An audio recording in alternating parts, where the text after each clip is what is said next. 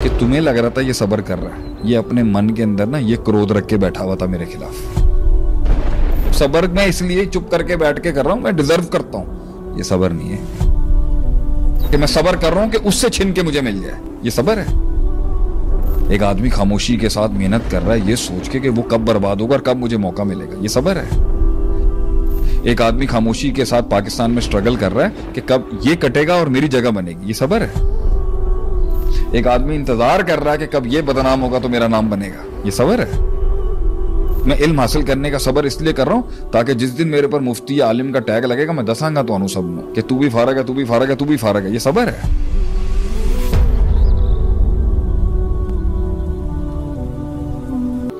तो जितनी भी तारीख में आप देख लें, अल्लाह की अता में जितना भी एक यूनिवर्सल एस्पेक्ट रहा है, बहुत बड़ी अता जो अल्लाह ने दी है वो बहुत कमाल के सब्र के ऊपर दी। ये सब्र कर रहे हैं बैठ के, इसमें 4-5 नकाइस भी हैं जो असल में अल्लाह के यहाँ सब्र नहीं है। इस्तेहकाक एक बड़ा मसला है कि बंदा सब्र करते करते इस डोमेन में आ जाए। इबलीस जब तक आदम अलैहिस्सलाम के खमीर में रूह नहीं डाली थी सब्र कर रहा था, चुप तो बैठा हुआ था नहीं, वो खामोशी के साथ बर्दाश्त कर रहा था ना। पॉइंट ये है कि अंदर गलाजत थी ना, बाहर से तो लग रहा होगा ना अब इसकी पोजीशन किसी और को मिल रही है तो बड़ा साबिर है। ये सब्र नहीं था।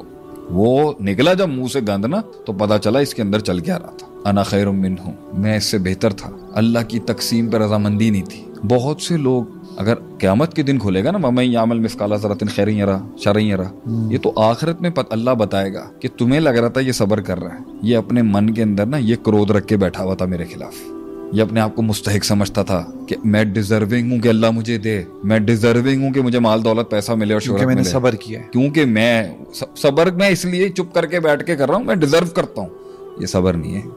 ये सब्र नहीं है कि उसको मिला तो उससे छिन के मेरे पास आके मैं सब्र कर रहा हूँ कि उससे छिन के मुझे मिल जाए। ये सब्र है। ज़वाल नेमा अनिल मुनअम, ये सब्र है। ये हसद है। एक आदमी खामोशी के साथ मेहनत कर रहा है ये सोच के कि वो कब बर्बाद होगा और कब मुझे मौका मिलेगा। ये सब्र है।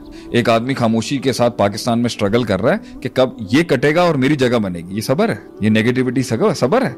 एक आदमी इंतजार कर रहा है कि कब ये बदनाम होगा तो मेरा नाम बनेगा। ये सब्र है। एक आदमी कब चाह रहा है कि मेरे पास ये नेमत मिले तो मैं 10 लोगों को बताऊंगा, मैं दसांगा तो मैं की शय। ये सब्र है। मैं इल्म हासिल करने का सब्र इसलिए कर रहा हूँ ताकि जिस दिन मेरे पर मुफ्ती या आलिम का टैग लगेगा मैं दसांगा तो सब कि फतवे की पावर क्या होती है। मैं सबको जलील करके बताऊंगा कि तू भी फारग है, तू भी फारग है, तू भी फारग है। ये सब्र है।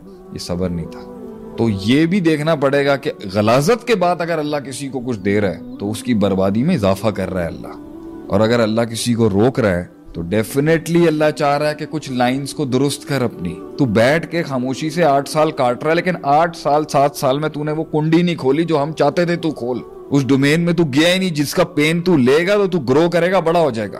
तू 12 साल से एक ही जिहत में लगा हुआ। ये सब्र नहीं है। अंदर कहीं ना कहीं सब्र यही है कि सारे एंगल्स को जिंदा रखते हुए खुश रहना है। रोज कहना है। याकूब अलैहिस्सलाम का बेटा लिया, यूसुफ अलैहिस्सलाम लेके गए, यूसुफ अलैहिस्सलाम रो रो के बिना ही चली गई। इन्ना माशकू बसी व हुस्नी लिल्लाह, लेकिन जीना नहीं छोड़ा।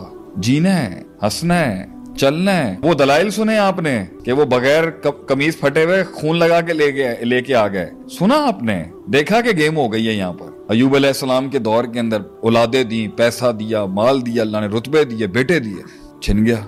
माइंड में सब्र पता है क्या था उनके कि जितने साल मैंने अल्लाह की नेमतें खाई है ना, कम से कम इतने साल मेरे पे अगर बीमारी रही ना तो शायद कोई बराबरी होगी। और तब भी वो नहीं समझते थे कि तो बीवी ने एक दिन कह दिया ना, मांगो ना अल्लाह से। तो भाई तो दुआ अल्लाह सुनता है, तुम तो नबी हो, आप मुस्तहिक है।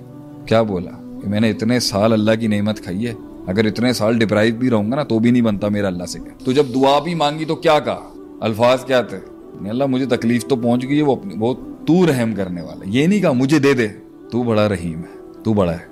तो हमारे सब्र की क्वालिटी जिसके ऊपर, हमारे अमाल की क्वालिटी, हमारी नीयतों की क्वालिटी जिस पर अल्लाह ताला को वो चीज़ आए कि अल्लाह के इजाज़त है, वो क्वालिटी के अंदर डेफिनेटली कहीं ना कहीं कमी होगी। और अगर उसके बाद क्वालिटी भी हो और ना दे अल्लाह, तो ये अल्लाह की हाईएस्ट लवेबल बेंचेस के लोग हैं कि जिनके बारे में अल्लाह जानता था कि अगर ये तकलीफ हटा दूंगा ना ये मुझसे दूर हो जाएगा।